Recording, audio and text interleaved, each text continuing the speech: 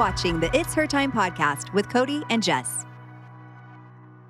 Welcome back to the It's Her Time podcast. My name is Cody Sanders, and I'm a holistic health practitioner and functional nutritionist. Now, hands up if any of this sounds familiar. You feel exhausted, but you can't sleep. Your weight is creeping up, but you don't have the energy to work out or to even cook the food that you know is healthy for you. You're irritable and you're anxious, and you're noticing more hair on the bathroom floor. It could be adrenal fatigue, or it could be low thyroid, or it could be both. But how can you tell the difference? Adrenal fatigue and low thyroid conditions can cause similar symptoms, but there are significant differences too. Both can be frustrating and seriously disrupt your quality of life, but there is hope and you can feel better and enjoy your life again. The trick is getting the right support, and that starts by narrowing down exactly what's happening in your body. Now, in this episode, I'm going to teach you how to spot the differences between adrenal fatigue and why this isn't exactly the correct term, and hypothyroidism, the signs and symptoms of both, and how they are diagnosed so that you can get the help that you need to feel like yourself again. I can't wait to get into all of this, but before we do, let's join Jess for a Mixers Girls Say. Today on our Mixers Girls Say, we're going to go through what our Mixers followers on Instagram submitted for their favorite ways to play. Oh, okay. I can't wait. This is going to be fun. And they're fantastic. I love it. Some are alone, things that women love to take themselves to do. Some are with family or friends. Anyway, country dancing. I love it. So fun. I'm assuming maybe going with someone, maybe not. Hey, you know what? You can go. You can go alone. You can grab a partner there. Well, that's the thing with country dancing. It's like so many things are just choreographed. You don't need a partner. You just do the line dancing, right? Yeah. Fun. I love that. Soccer, concerts, card games, arcade games, any type of yard games. Lots of games. I love that. Okay. Yeah. Going off-roading with my husband in the woods and our friends. That's fun. Awesome. That's so fun. Any type of competition with my spouse. That's fun. Hopefully it ends well instead of like, I don't know. Depends on how competitive you guys are. Totally. Yeah. Sending funny videos back and forth with my adult kids. That's totally so cute. That's me. I do that all the time. You. Of course. Yes. It is. I know. I can't wait. It's like they're going to wake. I just like so excited because I usually send them in the morning and I'm like, I can't wait till they wake up and see these. You and they're going to like send them at 5:30 in the morning when you're awake and you're like, it's true. That's what I do. I just choose to live every moment to the fullest, regardless of others' opinions. I love it. You go, girl. Love to play tag with my kids. Cute. You are a great mother. I'm like, I love to play with my kids. However, playing tag, I probably last 5 minutes. I'm like, you guys are too speedy. My word. Cook only desserts for dinner just because I can. That's a fun way to play. She's like, today it is dessert for dinner. Yeah. That's fun. Super fun. Put puzzles together and painting. Oh, yeah. Yep. Yes to the painting. Paint. Yeah. I love to paint and my husband loves to do puzzles. Mm-hmm. I'm not a puzzle person. I don't have the patience for it. Yeah, I don't either. You and me are the same there. End to end, family gatherings, food, games, grandkids, and any sort of activity with my family. That's awesome. You know, having fun and playing is so important. It's something that we do when we're younger. It's such a natural thing. And I don't know why, as we get older, we think that we should not be playing or making that a priority in our life. And I don't know. I think it's what keeps us young. Yeah. I think it's so important. I've watched both of my parents be people that loved to play and played competitive sports well into their, later years. And I really feel like it's been something that like kept them sharp and kept them healthy and happy and, was such a big part of their social life, all the things. So play. Well, I love these submissions. Thank you for sharing. And now we'll get into the episode. Mixers is a company made for women by women. Each of our products have been carefully and lovingly crafted to support you in all stages of your life, providing you with the optimal health you deserve. Each ingredient we handpick is 100% all natural, backed by science, and chosen specifically to better your life physically, mentally, and hormonally. Each product empowers your body to take charge of its monthly hormonal shift and flows, empowering you to live life to the fullest. Let Mixers take care of your needs from sunup to sundown, and you take care of the rest. Check us out at mixers.com, Mixhers. All right, so it's common for people to confuse adrenal fatigue and low thyroid, as both conditions can lead to exhaustion, weight gain, and other symptoms. They also primarily affect women. In fact, women are 5 to 8 times more likely to have hypothyroidism than men are. However, there are some critical ways in which they are different. Adrenal fatigue is a condition that occurs when the adrenal glands, which produce stress hormones like cortisol, are sent the signal to stop producing as much cortisol, or when the body creates proteins to bind it, which we will go more into in just a minute. On the other hand, low thyroid is when the thyroid gland doesn't produce thyroid hormone. The causes and treatments are both very different. We're going to talk a little bit about adrenal fatigue, also known as HPA axis dysregulation. So let's take a step back and let's look at the definition of each. Adrenal fatigue isn't actually a diagnosis, but it's what people commonly name the constellation of symptoms that occur with hypothalamic pituitary adrenal axis, or HPA axis dysregulation. Since so many people know it as adrenal fatigue, I'll use this phrase throughout the rest of this episode with the understanding that what I'm really meaning is HPA axis dysregulation. Now, the HPA axis is a complex communication system between the hypothalamus, the pituitary gland, adrenal glands, and adrenal hormones. It controls the stress response in our body. When we experience stress, the hypothalamus signals the pituitary gland to release adrenocorticotropic hormone, or also known as ACTH. ACTH then signals the adrenal glands to release cortisol. Cortisol is sometimes called the stress hormone because it helps us respond to physical and emotional or mental stress. Cortisol is actually very helpful, but short term. But when we experience things like chronic stress, the adrenal glands are just cranking out stress hormones for longer than what they were designed to do. With HPA dysregulation, the brain and the adrenal communication is thrown off, which can result in feeling that wired and tired, or it can help you just feel like flat out exhausted all the time.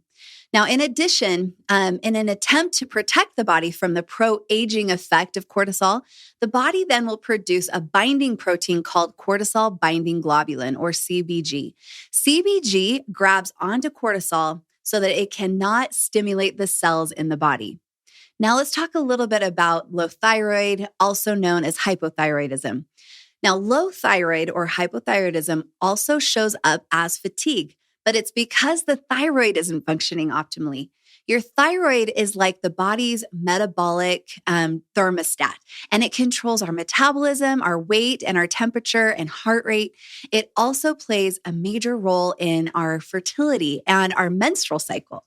With hypothyroidism, you either don't make enough thyroid hormones to meet the body's needs, known as primary hypothyroidism, or you can't convert the available thyroid hormone to the active form.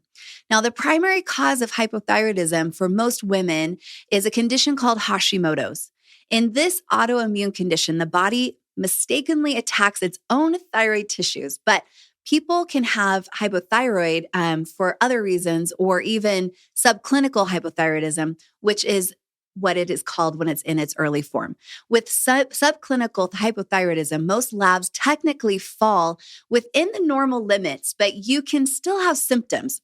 Both adrenal fatigue and hypothyroidism benefit from lifestyle changes like diet and supplements and stress management and sleep, but other treatments differ definitely.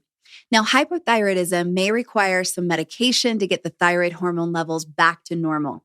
At the same time, adrenal fatigue can often be resolved without medication at all, but there are also some supportive supplements that can be very helpful. Now, if you are wondering if you have either, then it's essential to consult with a doctor or other healthcare professional. With a proper diagnosis and treatment, you and your functional doctor can manage both conditions very effectively. Now, let's go back into that adrenal fatigue or HPA axis dysregulation and compare that to adrenal insufficiency. Now, it's important that we don't confuse HPA axis dysregulation with adrenal insufficiency because they are very different conditions. Adrenal insufficiency is also called Addison's disease. Now, it's a serious, rare autoimmune condition that destroys the adrenal glands. With HPA axis dysregulation, there is no physical damage to the adrenals. It's just that the adrenals are not functioning optimally, or the cortisol they are producing isn't being used by the body. So how do we then know if we have adrenal fatigue versus hypothyroidism? So differentiating between adrenal fatigue and hypothyroidism is tricky, but it's absolutely necessary, especially since they can go together.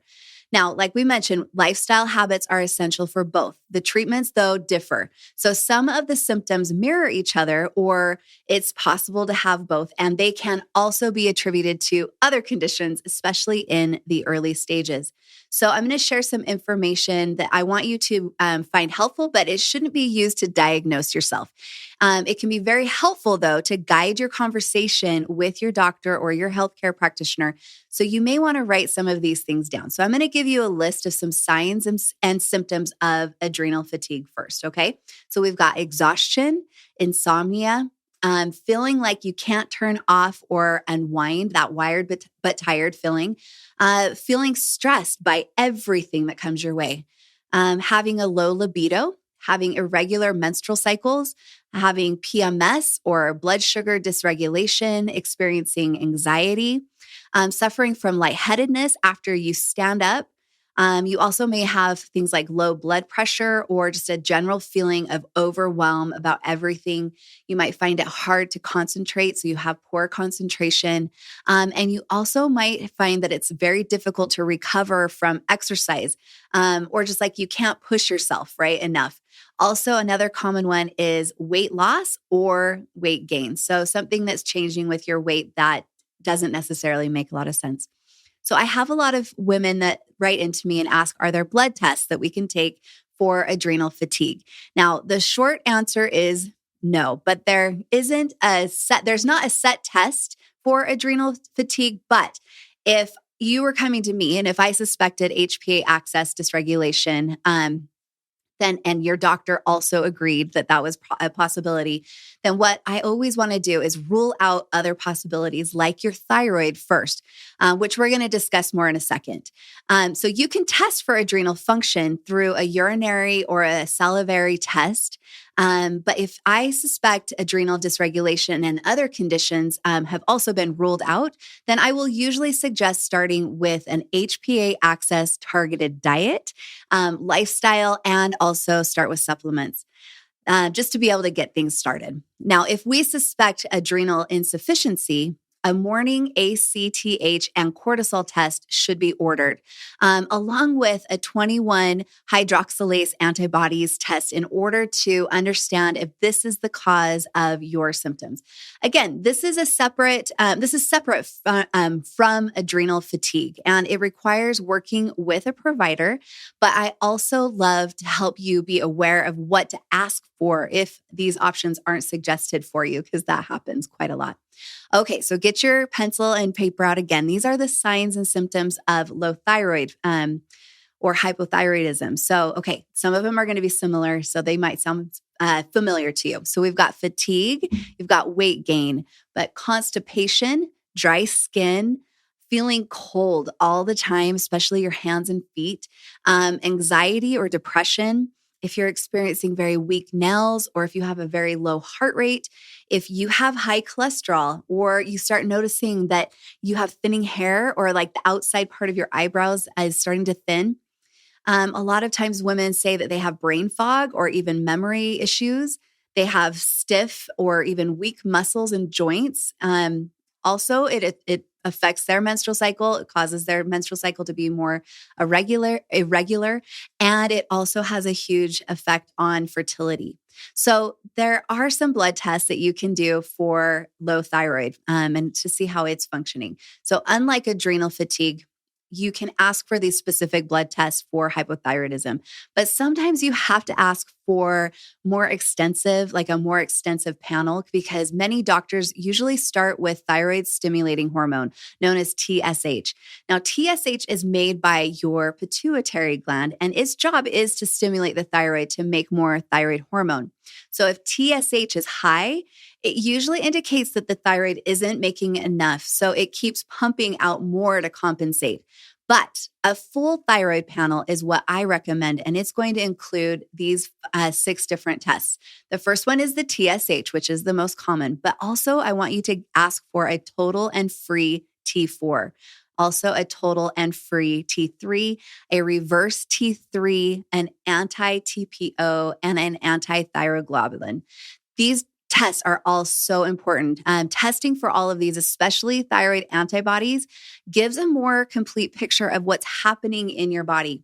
Sometimes you can have normal TSH, but these labs are off. If these labs are off, then it can indicate issues with thyroid hormone conversion. Now, in the case for Hashimoto's, thyroid antibodies, which measure the autoimmune activity against the thyroid, are high. If they're high, then can start to rise long before we start seeing TSH go up. So that's something important for you to be aware of. Now, let's get into some of the common causes of adrenal and thyroid problems, because both adrenal and thyroid issues can have several underlying causes. I'm going to keep giving you lists, I feel like, today, but this is something that I feel like is helpful, because then you can take it with you into the doctor's office. And these lists are not exhaustive for sure. But knowing some of the potential reasons for these conditions can really help empower you to dig deeper with the help of your doctor. Okay, so let's talk about what causes adrenal fatigue. Now, the primary cause of adrenal fatigue is daily, chronic, unrelenting stress. Not everyone who deals with stress ends up with adrenal fatigue, but some people may be more predisposed. I've also seen situations where someone with a high stress life appears to be managing just fine, and then one extra thing tips them over the edge into adrenal fatigue, because in fact, that was me. I have dealt with this in my past. When I was in my 30s, I was working full-time raising teenagers.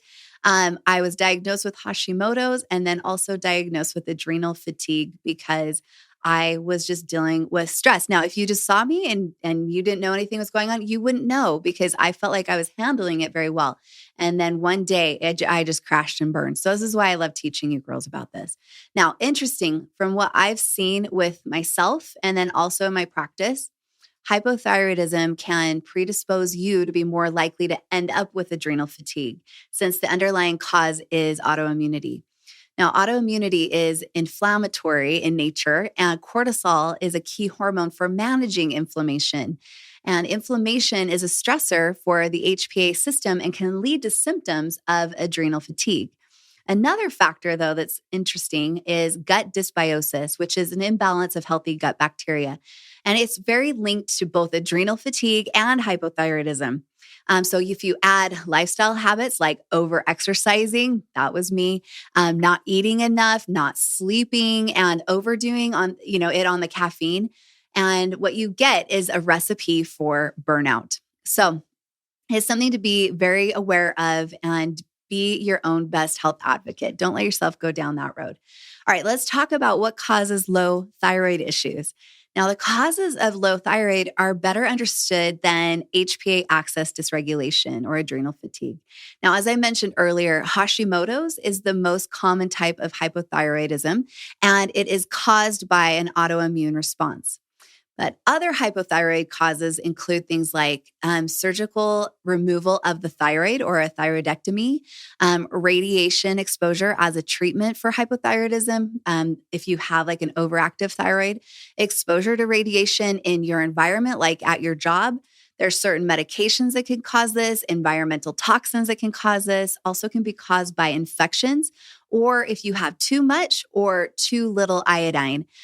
Also congenital diseases and pituitary gland conditions. So what if you have adrenal fatigue as well as thyroid problems? Now, adrenal fatigue and Hashimoto's often go hand in hand, like we've talked about. The adrenals and thyroid are both part of the endocrine system or our hormone system responsible for making our hormones. When one system is out of balance, it can have like this ripple effect on all of the other systems.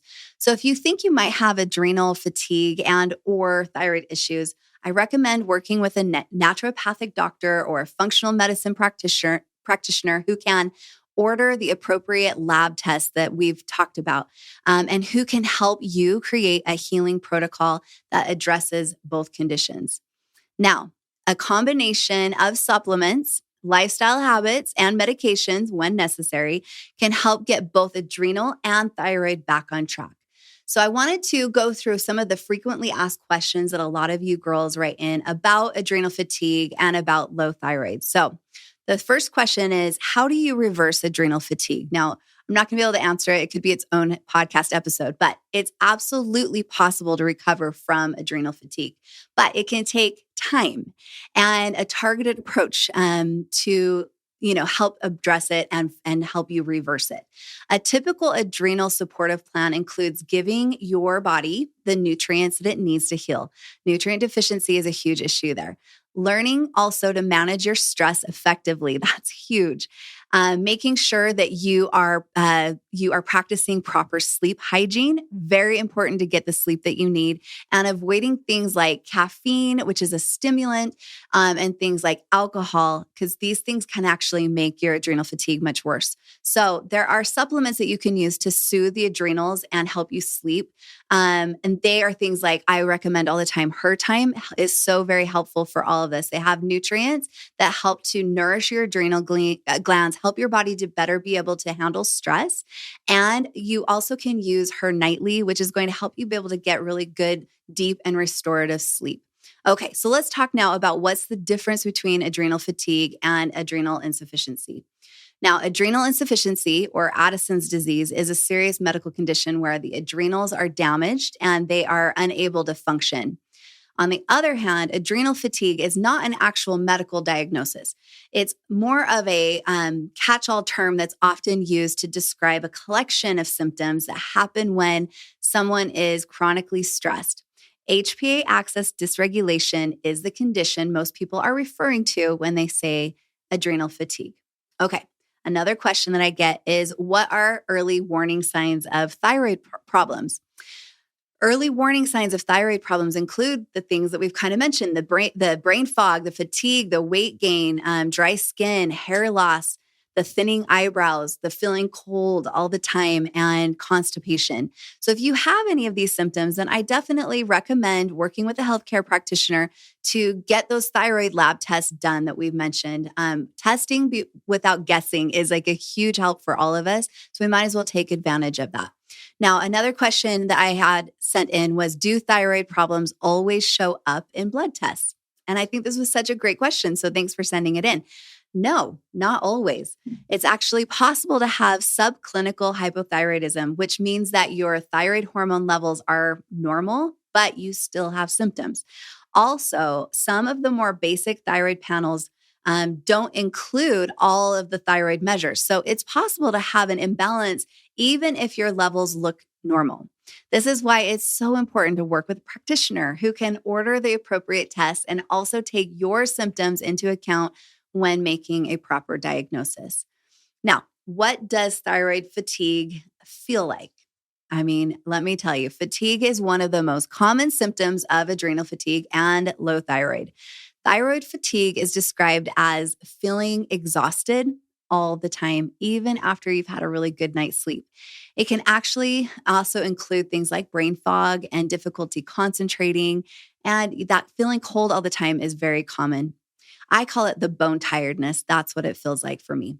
Now, can adrenal fatigue cause high thyroid stimulating hormone, or TSH? If your TSH is high, then that points to a thyroid problem. The cause of that thyroid issue may be linked to an adrenal issue like adrenal fatigue. It is important to look at the underlying cause of the thyroid issues and then address those appropriately. All right. So we went through a lot today. So I wanted to end the episode with some of the key takeaways that I hope that you girls got out of this episode. So the first one is that adrenal fatigue and low thyroid are both common conditions that can go hand in hand. All right. The next is adrenal fatigue can cause symptoms like fatigue, brain fog, and a feeling of being wired but tired. The other thing is thyroid problems can also cause fatigue, brain fog, irregular periods, and weight gain. And so if you think that you might have adrenal fatigue or low thyroid, then absolutely, hands down, I recommend working with a practitioner that you trust to get a proper diagnosis and who can help create a healing protocol for you. Now, that is where I used to come in, as I would work with doctors that you would go see, you would get the diagnosis, and then you would work with a holistic health practitioner or a holistic health coach.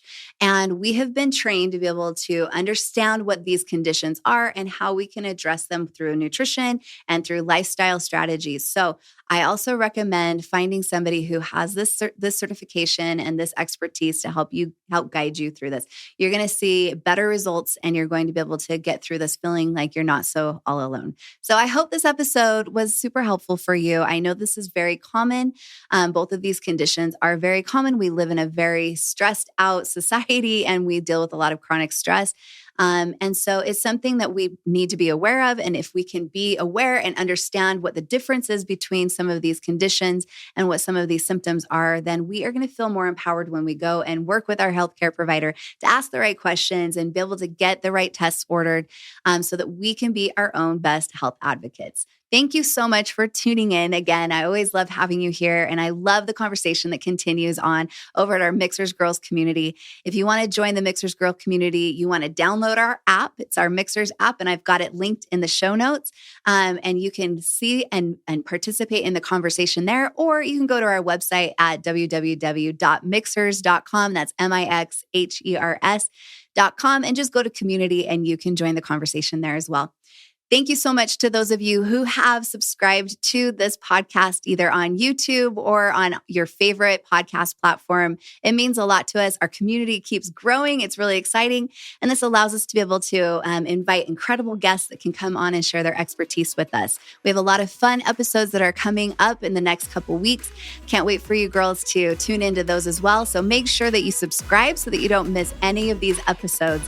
Until next time, we release episodes every single Tuesday. I hope you all have a very happy and healthy week. Thanks again for tuning in. Talk soon.